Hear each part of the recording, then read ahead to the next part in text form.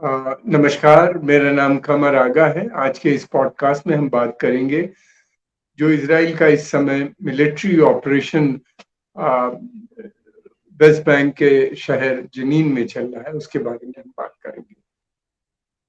उसके रीज़न क्या हैं और ये क्यों इस तरह की हरकतें बार-बार हो रही हैं। ये कोई पहली बार नहीं, 2002 में जब वहाँ पे इंतफ़ादा आया था, तो उस समय से भी इनकर्शन हुए थे। बहुत लार्ज स्केल इज़राइली मिलिट्री ने यहाँ पे ऑपरेशंस किए थे, जिसमें 52 से भी ज़्यादा इनके लोग मरे थे, फ़िलिस्तीनी और 12-13 और उससे भी ज़्यादा कुछ इज़राइली सोल्जर्स की भी हत्या हो गई थी वहाँ पे। और ये उस समय 2002 की बात है, जब सेकंड इंतफ़ादा वहाँ पे शुरू हुई है, अपराइजिंग जिसे वो कहते हैं फ़िलिस्तीनियों की। तो ये एक सिलसिला है जो काफ़ी समय से चल रहा है। पिछले 1.5 महीने में बराबर रोज़ाना झगड़े हो रहे थे, बॉम्बिंग्स भी हो रही थीं। अब ये वाला जो इस समय इनका अ, जो ऑपरेशन है वो जेनिन, ये एक बहुत पुराना फ़िलिस्तीन का वेस्ट बैंक का शहर है फ़िलिस्तीन में, और इसकी बड़ी पुरानी हिस्ट्री है। और फिर उसके अलावा ये है कि यहाँ पे एक पैलेस्टीनियन रिफ्यूजी कैंप है। ये वो रिफ्यूजी हैं, जब इज़राइल वहाँ पे बन रहा था फ़िलिस्तीन के अंदर, तो वहाँ से माइग्रेट करके ये इधर आए थे।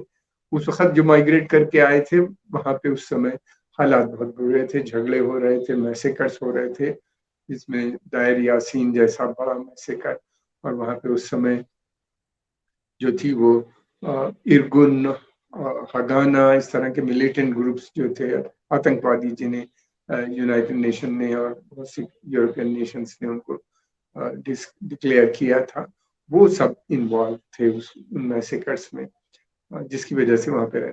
फिलिस्तीनियों का कहना है ये इस समय जिस वक्त जो चल रहा है ऑपरेशन, वो भी उसी तरह का है, और वो ये भी कहते हैं कि ये जो हो रहा है वो साबरा और शतीला का जो मैसेकर लेबनान में हुआ था, उसकी याद उनको दिलाता है। जितना है इसलिए कि यहाँ पे 18,000 पैलेस्टीनियन रहते हैं, और ये एक बहुत बड़ा सेंटर है पैलेस्टीनियन रेसिस्टेंस का। पैलेस्टीनियन रेसिस्टेंस अपने को कहते हैं कि वो फ्रीडम फाइटर हैं, स्वतंत्रता संग्रामी अपने को बताते हैं, और वो कहते हैं कि वो अपने मुल्क की आज़ादी की लड़ाई लड़ रहे हैं। इजराइल का मानना यह है कि ये आतंकवादी हैं, ये इजराइल के ऊपर लगातार अटैक करते हैं इजराइल के अंदर, और उनके खिलाफ वो उसको हक है पूरा कि वो मिलिट्रीली उनको एक्शन ले सके उनके खिलाफ। और तरफ बात यह है कि ये ऑक्युपाइड टेरिटरीज ऑक्युपाइड टेरिटरीज का यूनाइटेड नेशन के अंदर जो स्टेटस है वो ये है कि आप उसके अंदर इस तरह की गतिविधियां नहीं कर सकते, और ना ही वहाँ पे कोई सेटलमेंट बनाया जा सकता है, या पॉपुलेशन वहाँ पे जो डेमोग्राफी है यानी पॉपुलेशन जो है उसमें किसी तरह का बदलाव कर सकते हैं।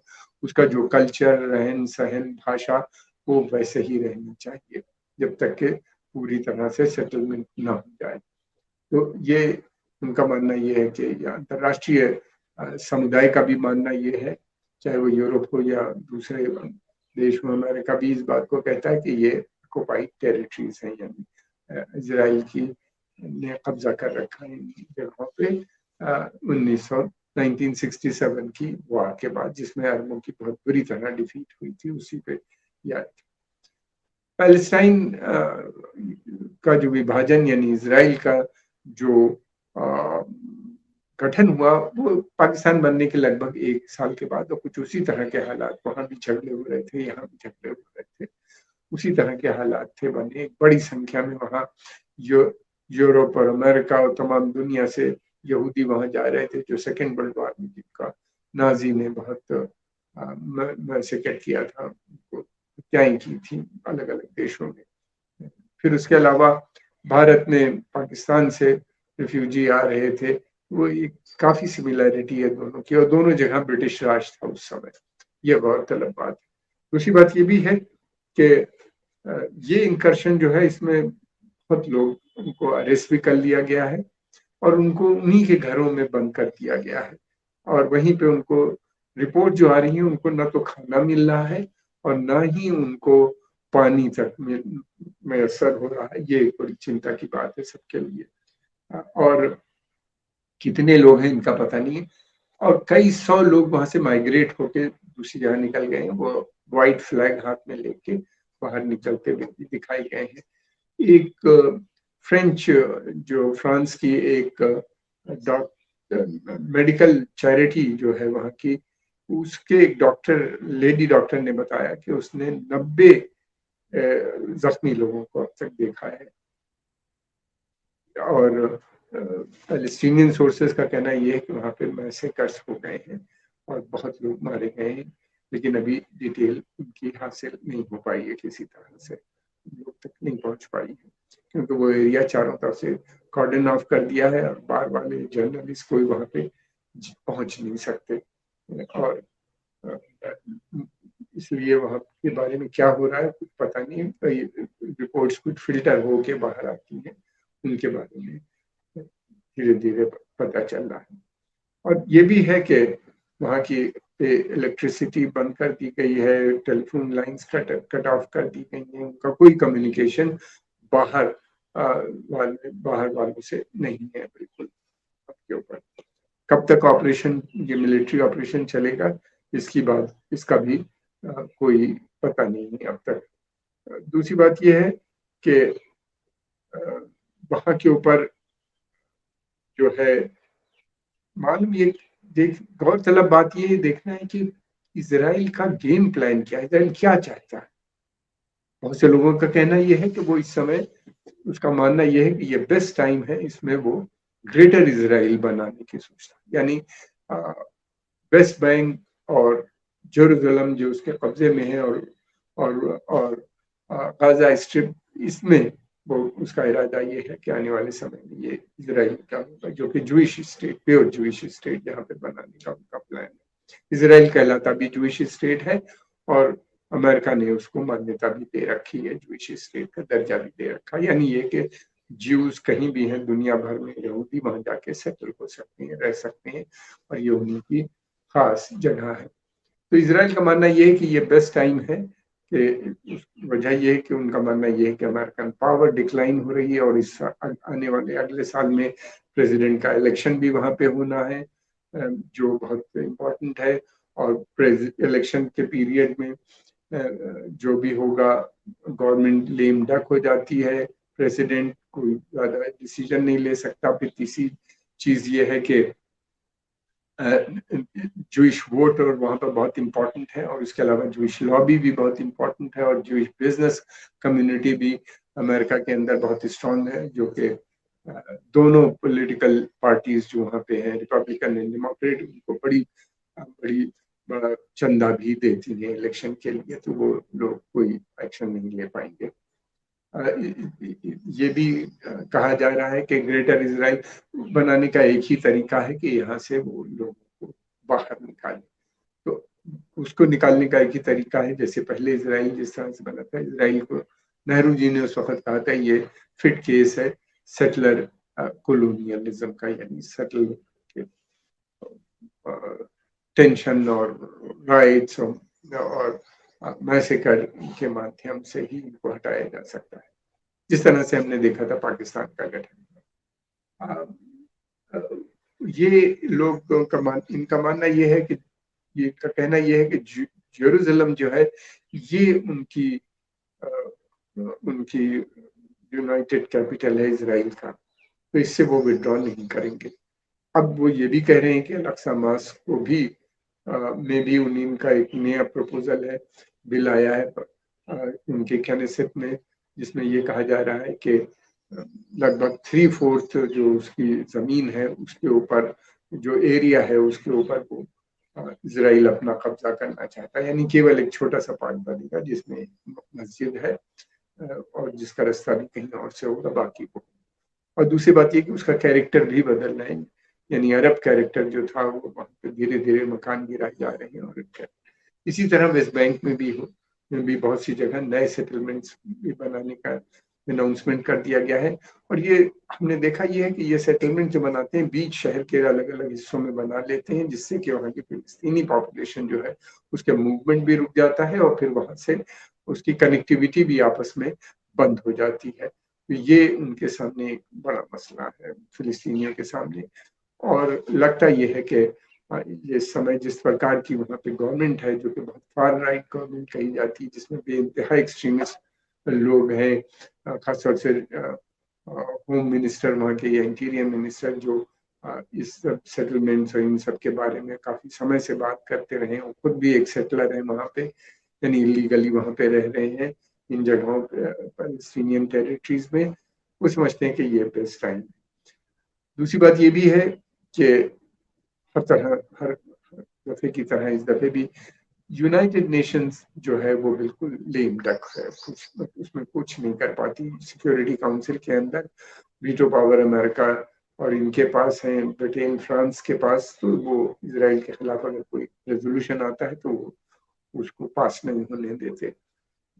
और मैक्सिमम ये होता है कि एक जनरल सा रेजोल्यूशन मैक्सिमम अगर पास हुआ के साथ गतिविधियों पर रोक लगनी चाहिए, बातचीत के माध्यम से मसलों का हल होना चाहिए, और टू स्टेट सोल्यूशन पे जोर दिया जाता है। मगर हमने देखा कि जो पैलेस्टीनियंस ने जमीन पे सेटलमेंट इसराइल ने बनाए थे, उनको भी प्रेसिडेंट ट्रम्प ने मान्यता दे दी। फिर गोलान हाइट में का जो पार्ट उनके पास है, कब्जा कर रखा है, उसको भी उन्हीं ने मान्यता दे दी।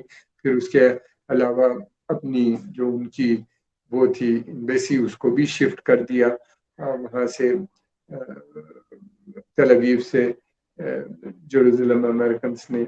इस तरह से अमेरिका धीरे धीरे उनकी बात मान लेता है। फिलिस्तीनियों का कहना यह है कि अमेरिकन की मर्जी से ये सब काम होता है, क्योंकि मेजर फंडिंग भी अमेरिका से ही आती है इन सारे प्रोजेक्ट के लिए। और इजराइल जो है अमेरिका का सबसे स्ट्रॉन्ग और सबसे पावरफुल मिलिट्री एलाई है इस रीजन के अंदर, और अमेरिका की पॉलिसी ये है कि उसकी मिलिट्री सुपीरियरिटी उस क्षेत्र में बनी रहनी चाहिए, और वो अमेरिकन जो नेशनल इंटरेस्ट है वो उस क्षेत्र में सर्व करता है, उनके हितों को आगे बढ़ाता है। अमेरिका को जब थ्रेट था अरब नेशनलिज्म से, तो इसराइल ने लड़ाई लड़ी 67 की वार में, नासिर को हरा के नेशनलिज्म का डिक्लाइन कर दिया, शुरू हो गया और धीरे धीरे खत्म हो गई। ऐसी स्थिति हो गई कि इजिप्ट को ने बाद में अनवर सादात ने इसराइल के साथ सेपरेट पीस ट्रीटी साइन कर ली, और अरबों ने उसको अरब लीग से निकाल दिया, वो बाहर हो गया, और वो पूरी तरीके से अमेरिका इसराइल पर डिपेंडेंट है अभी तक। हालांकि अब उसमें भी थोड़ी सी पॉलिसी में थोड़े बहुत चेंज आते हुए नजर आ रहे हैं। दूसरी तरफ ये भी है कि जो अरब हैं, अरब कंट्रीज, ये इनका अरब लीग एक ऑर्गेनाइजेशन है जो बहुत ही कमजोर किस्म का है, जिसकी बार्गेनिंग कैपेसिटी कम रह गई, क्योंकि अरबों की बार्गेनिंग कैपेसिटी कम है। तो वो जो है वो एक रेजोल्यूशन पास कर देता है, लेकिन कोई उस पर प्रेस नहीं करता। यही नहीं बल्कि देख रहे हैं कि लगातार पहले इजिप्ट और जॉर्डन ने इसराइल से दोस्ती की, फिर उसके बाद मोरक्को ने की। अब ये है कि गल्फ के जो क्षेत्र के देश हैं, यूएई और बहरीन ने भी उनके साथ एक अब्राहम अकॉर्ड साइन किया, और प्रेशर है काफी सऊदी अरेबिया को कि वो भी अब्राहम अकॉर्ड पे ज्वाइन करे, यानी इसराइल के साथ दोस्ती बनाए। तो इन हालात में को लगता है कि ये इसराइल को ये भी लगता है कि अच्छा मौसम, अच्छा समय है ग्रेटर इसराइल बनाने का। फिर ये भी है कि एक तरफ से उनको खतरा भी लगता है, इसलिए कि इस समय सऊदी अरेबिया की पॉलिसी में बहुत बड़ा बदलाव आया है। सऊदी ऐसा ने पहली दफे ऐसा किया कि फिलिस्तीनी जो हमास ग्रुप है उसके और दूसरे मिलिटेंट ग्रुप्स के लोगों को अपने यहाँ बुला के बातचीत भी की। हालांकि प्रेशर बहुत आया अमेरिका पे तो कोई डिसीजन न ले। और यही नहीं बल्कि यूएई ने भी अपने एम्बेसडर को इंस्ट्रक्ट कर दिया है कि वो किसी भी बड़े सीनियर इजरायली ऑफिशियल के साथ कोई कांटेक्ट ना करे। तो इन बदलते हुए हालात में उनको लगता है कि अरब में जो एक बदलाव का माहौल नजर आ रहा है, उस आने से पहले अगर इजरायली लीडरशिप चाहती है ग्रेटर इसराइल का गठन। इसराइल का मानना यह है कि यहाँ से फिलिस्तीनियों को निकाल के जॉर्डन भेज दो या कहीं दूसरी जगह जहाँ भी जाए। और वो बल्कि पुराने जो पहले की लीडरशिप थी वो तो ये भी कहती थी कि जॉर्डन इज पैलेस्टाइन, एंड वहीं इनका ठिकाना है। वो इसलिए कहती हैं कि जॉर्डन के अंदर जो इसराइल से फिलिस्तीनियों को निकाला गया था वो सब जॉर्डन चले गए थे, तो जॉर्डन ही उनका मुल्क है, यहाँ से उनका कोई लेना देना नहीं है। और फिर ये भी है कि वो ये चाहते हैं कि जो उन्हीं ने अपने स्टेट को डिक्लेयर किया है कि वो जूइश स्टेट है, तो इसके मतलब ये है कि जो बाकी अरब्स बचे हैं फिलिस्तीन के इसराइल के अंदर जो रह रहे हैं अरब्स, उनको भी वो निकालने का हक रखते हैं। वो प्योर जूइश स्टेट बनाते हैं, लेकिन पहले उनकी कोशिश है ग्रेटर स्टेट इसराइल बनाओ, फिर उसके बाद उनको भी वहां से निकालो। हालांकि बहुत सी बातों का इसराइल खंडन करता है, क्या सही है ये एक दूसरे के ऊपर इस तरह के आरोप भी लगते रहते हैं, लेकिन हकीकत ये है कि वहाँ के हालात बहुत बुरे हैं। फिलिस्तीनियों की जिंदगी वहाँ पे रहना जीना दुश्वार हो गया है, और इन हालात में मुझे नहीं लगता कोई भी बहुत लंबे समय तक रह सके।